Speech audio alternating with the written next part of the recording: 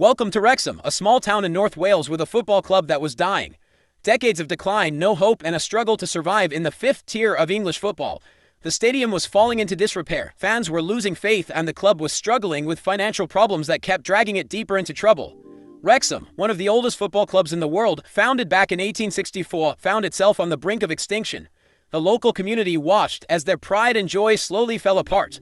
Players were leaving, spectators stopped coming to matches, and the future looked hopeless. A club that once knew glory and success was now drowning in the anonymity of the lower leagues, far from the spotlight and the attention of the football world. And then, out of nowhere, we just became owners of Wrexham Association Football. House sincerely happening. 2 actors, 0 experience, and 1 rather unlikely goal. Rob McElhenney and Reynolds bought Wrexham for just over €2 million. Today, it's valued at more than $180 million. But how did this actually happen, and why Wrexham? This is the story of how a Hollywood duo built a football empire. So as usual, grab yourself something good to drink, hit that subscribe button so we hit 50,000, and let's dive into this story. Before all of this, before the cameras and the Hollywood glamour, there was a football club that was slowly fading out of existence.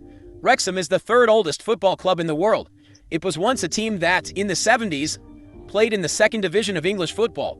The club had a rich history and was an important part of the local community, which had supported it for a long time. At that time, Wrexham was among the respected teams with ambitions to climb even higher. But as the years went by, Wrexham's decline only got worse as the club slowly began to drop lower and lower in the league hierarchy.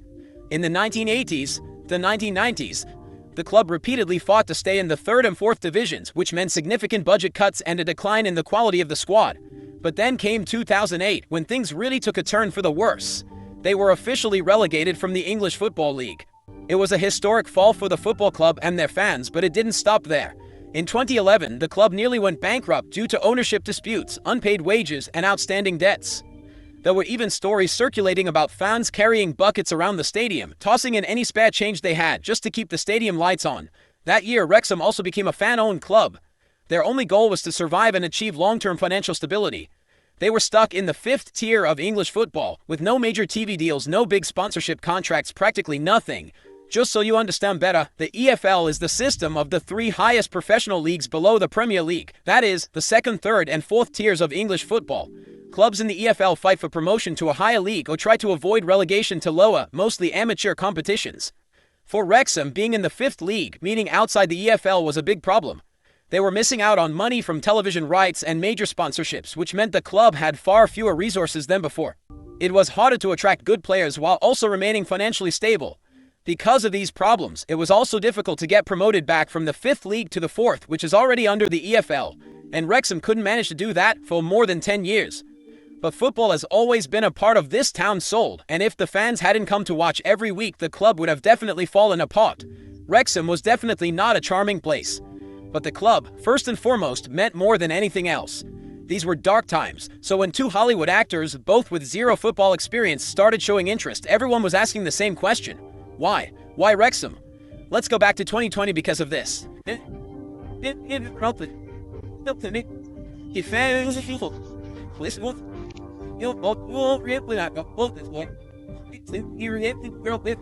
And with it came a lot of boredom.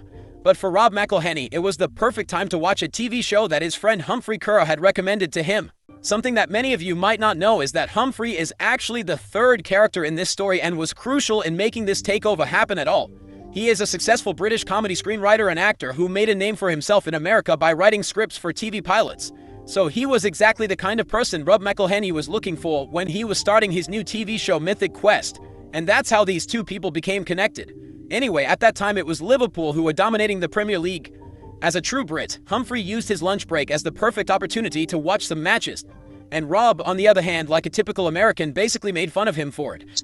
He had no idea about soccer, as he himself called it, and there was nothing he liked more than teasing Humphrey about his deep love for football. But he couldn't help himself and was captivated by the emotions that appeared during these big matches, whether from the fans, coaches, players, and so on. So Humphrey decided that he wanted to show Rob what football is really about. At that time, he recommended the TV show Sunderland Till I Die to him, a documentary series that follows the English club Sunderland as they try to return to the top league after being relegated from the Premier League. Rob sat down with his wife and watched the first episode. And nothing. He just couldn't get into it at all, so he turned it off. But after a few more weeks, it didn't leave him alone. The boredom of COVID really started to get to him, so he decided to give it another try. And this time he really got hooked. In the end, he watched 2 seasons in one go and immediately messaged Humphrey. Rob got so into it that he wanted his own team and his own show, so Humphrey got to work in the only way he knew how, by playing Football Manager. The task was simple: find potential candidates in need of investment. And in the end, 3 British clubs made it to the final selection: Hartlepool, Macclesfield, and Wrexham. And as you might have guessed, Wrexham stood out the most among them, and that was because of these 2 things. They maintained a loyal and passionate fan base that kept coming to matches despite the club's decline. The stadium was often even sold out. It also covered a vast area where there wasn't any other big club for many kilometers around. So they were the perfect choice. So Humphrey got in touch with Wrexham, while Rob had another task. Rob had a lot of money from his extremely popular TV show It's Always Sunny in Philadelphia, but that was just TV money. Rob needed more. He needed movie money. And that's where Ryan Reynolds comes in. You might know him only as the man who plays Deadpool, but Ryan Reynolds is no ordinary actor. He's actually an extremely successful entrepreneur. From blockbuster movies to billion-dollar companies, Ryan has become one of Hollywood's smartest businessmen. He's a co-owner of Aviation Gin, a production company and also a marketing company. He even invested in Formula One. His net worth is estimated to be around $400 million. The problem was that Rob and Ryan had actually never even met, let alone started working together. His only interaction with him was a message on Instagram that Ryan sent him about a scene he liked in the show It's Always Sunny. But Rob was looking for an investor, so he simply couldn't think of anyone better. It's also important to mention that Rob originally didn't want to buy Wrexham. He wanted to partially invest in it and in return film a documentary about that journey. And the response from the actor was something he never would have expected in his life. "I don't want to sponsor Wrexham, I want to buy it together with you." And it was at this very moment that a crazy idea became a very real thing. And suddenly, the attention, Blabalny, were back here with Ryan Reynolds and the other guy. Ryan Reynolds and Rob McElhenney from Always Sunny in Philadelphia have become the new and unlikely owners of Wrexham Football Club. What was the connection between you and Wrexham Football Club? We had no direct connection. It was just a feeling. When it was announced, people were asking, is this just a joke? Are those 2 really serious? That looked like a publicity stunt or some weird new TV sitcom. 2 actors, 1 Canadian, 1 American, neither with any real interest in football, but they knew very well that this would cause a stir around the world. And maybe they didn't know anything about football, but there was one thing they knew perfectly: how to tell a story. With these 2 at the helm, you really had a deadly duo. Rob had always been a master at storytelling. He wrote one of the longest-running TV sitcoms in American history. He was also born in Philadelphia, a place with a similar sense of spirit as Wrexham. The people were working class, and community was always everything. On the other hand, Ryan is a branding genius and, with all his jokes, someone who is extremely business savvy. They weren't just interested in buying a football club. The plan from the very beginning was to build a story that the whole world could root for. And that's how the famous series Welcome to Wrexham was born. A documentary series that, surprisingly, wasn't your typical football documentary. It wasn't about glamour or trophies, it was about people. And they showed you absolutely everything.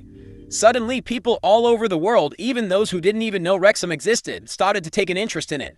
They turned this literally amateur football club into a global team and brand. The results were immediate and quite massive. Merchandise sales literally exploded. Wrexham's matches were broadcast in more than 100 countries. Tourism in the city of Wrexham increased. Local pubs and cafes reported record years. Celebrities started attending their matches, and American fans were flying all the way here just to watch 5th-tier amateur league football. Suddenly, people who thought it was all a joke began to realize how wrong they were. However, uplifting stories are one thing, but in football, stories don't pay the bills. So the real question is, did it work financially? Rob and Ryan invested over €10 million directly into Wrexham. This covered wages, stadium renovations, staff recruitment, documentary production costs, debt repayments, and other expenses. It was certainly risky to put that kind of money into a football club like Wrexham. It was practically unheard of, but the risk paid off in a big way. It was still an absolutely masterful move, and in the second season, it had millions of views every week. In 2020, the club was valued at less than $2 million. And today, as we mentioned at the beginning, it's just over $180 million. That's thanks to everything they've managed to build. Streaming rights, matchday revenues, sponsorships, international branding, and doubling the income from the matches themselves. At this point, their jerseys became one of the best-selling items in the UK and also exploded on the American and Canadian markets. Fans were buying absolutely everything. Mugs, scarves, children's clothing, dog collars. Whatever you can imagine, they were probably selling it. They simply turned football merchandise into a global lifestyle brand. They also managed to connect collaborations with their own companies. Ryan had Aviation Gin and Mint Mobile under his belt, but when it comes to football, you can't just write the script yourself, so if they wanted to make any of this a success, the results had to be there on the pitch, and they had to get back into the EFL, and after a tough first season, they finally returned to professional football after 15 long years. They won the league title, but it wasn't exactly easy. They managed to beat Notts County by just 4 points with a very impressive 111 points and an almost perfect home record. 22 wins, 1 draw and 0 losses. Now in the 4th Division, or League 2, you might have thought the goal would just be to stay up, but they wanted more, and for the series, simple stabilization wouldn't be interesting at all. James McLean and Stephen Fletcher arrived, 2 very experienced players both domestically and internationally. On top of that, Ben Foster, former United and England national team goalkeeper, signed a new contract. 3 players playing well below their level, and it was an incredible season. From the 21st of October until the very last day, Wrexham never dropped below 5th place. After 5 consecutive wins at the end of the season, they finished just 4 points behind the champions, behind Stockport. But that didn't matter at all. Promotion was secured, or more specifically, 2 promotions in a row. League 1, the 3rd tier of English football, but it will definitely be different. There were questions about whether they could even manage to stay in it. If they wanted to be competitive, they knew they would have to change things. Sentiment had to be set aside. They brought in players with experience in the 3rd division or higher, as well as young talents with high potential. And the players who had led them to their previous promotion, including Antonio Ford, James Jones, and Jacob Mendy, were either released or had to accept a reduced role. It may be harsh, but that's football. And if they wanted to succeed in this league, they had to make these decisions. And unfortunately for Mullen, the man who led 2 consecutive promotions with 105 goals in 140 matches, the man who was the poster boy of their show, even he had to take a seat on the bench. The quality of the team simply had to improve, and because of that, Wrexham had a great start to the season, but they hit a stumbling block when they lost to Birmingham. A match now known as the Hollywood Derby because Birmingham is partially owned by NFL legend Tom Brady. After 44 matches, Brady's Birmingham was advancing with Wrexham close behind with 86 points and Swindon just 2 points behind them in 3rd place. The battle for automatic promotion was really tight. Wrexham faced Charlton with a chance to secure a historic 3rd consecutive promotion, and it looked easy. 3-0 with 2 goals from newly signed striker Sam Smith. With a game in hand, they did it. 3 promotions in a row. Something no other club in the history of English football has ever achieved. Every empire begins with a risk, and in Wrexham it was never a sure thing. They bought a team that was really struggling. How many times have we seen big business owners come in, throw a lot of money at a team, and still fail? Just because you have money doesn't mean you'll succeed. Of course it always helps, but that's also the real reason why it truly worked. Rob and Ryan didn't come in as big stars. There was no ego, and they came in willing to learn everything about what the club is. Rob even spent months researching, watching Sunderland till he died, and reading books about fan ownership. Meanwhile, Ryan listened to people, asked questions, and showed humility. And instead of forcing changes, they earned trust. It was clear that they genuinely cared about the people, and I think the fans picked up on that right away. They even made a lot of improvements in the town itself as a club. Or they invite residents onto the show who need media attention for various types of support. And on top of that, they managed to create a system where each pot fueled the next. The documentary series built awareness, which drove merchandise sales and, for example, ticket sales overall. That meant they were able to attract better sponsors and secure investments. That then allowed them to improve their squad, fight for promotion, and that just fueled even more content. And then it was time to start the whole cycle all over again. And yet, even with all this, they could have failed. And actually, that would have been more normal than what happened, what they did. In 2022, they lost the promotion playoffs. They also lost in the FA Trophy final. Critics called it a Disney disaster, but they kept going. It could have gone badly for them, and it probably should have, but somehow it didn't. Wrexham is now only 46 league games away from the Holy Grail, which is the Premier League. Of course, now the chances of them pulling it off again are absolutely minimal. It would probably be one of the craziest things we've ever seen in football, but at this point, we definitely can't doubt them.